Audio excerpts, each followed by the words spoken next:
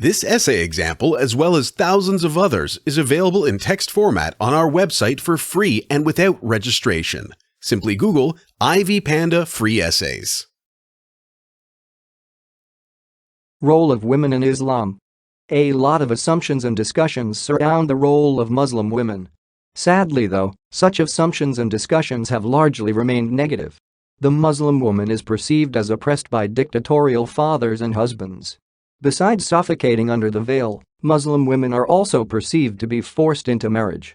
The essay is an attempt to examine the role of women in Islam. In addition, the essay shall also attempt to explore the kinds of variations from country to country regarding the role of women in Islam. Finally, the possibility of new developments to be expected regarding the issue at hand shall also be assessed. It is important to assess the role of women in Islam since the subject is riddled with a lot of misconceptions, especially by the non-Muslims. The Islamic religion has explicitly defined and outlined the role of women in Islam. Whereas the Islamic society relegates the role of a man to the public sphere, on the other hand, the role of a Muslim woman largely remains a private matter. Her primary responsibility is to be a dutiful wife to her husband and also to ensure that her children are brought up in an upright manner. In Islam, women are regarded as a vital element of the family because they not only care for the children, but also because they ensure that the family remains united together. Islam encourages women to undertake all their duties with enthusiasm and devotion. The Quran holds women who take good care of their husband's property and young ones in high esteem. On the other hand, there are also other responsibilities of a Muslim woman beyond those of a wife and a mother. Islam allows women to take part in pilgrimage. In addition, they are also allowed to engage in politics, exercise to vote, manage their own businesses, and also to partake in gainful employment. Nonetheless, a woman's psychological and physiological makeup may hold her back from assuming leadership positions as head of state or in the army. There is also a lot of debate on the social and spiritual role of women in Islam. Furthermore, questions of family life, marriage, sexual morality, custody, divorce, as well as inheritance, still abounds. Notably, Muslim feminists have been instrumental in such debates.